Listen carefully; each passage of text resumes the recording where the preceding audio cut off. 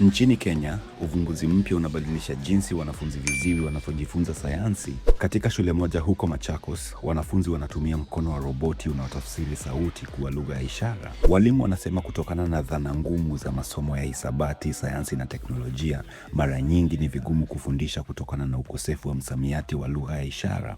One of the major challenges that we have is the discrepancies in science. There is lack of adequate science that are used to teach learners with hearing impairment. Why? Because our Kenya Sign Language is still growing. Roboti hii huvaliwa na walimu na mfumo wake urekodi na kusawazisha ishara, ikisaidia kupunguza mkanganyiko darasani. I think they can help me learn a lot, okay?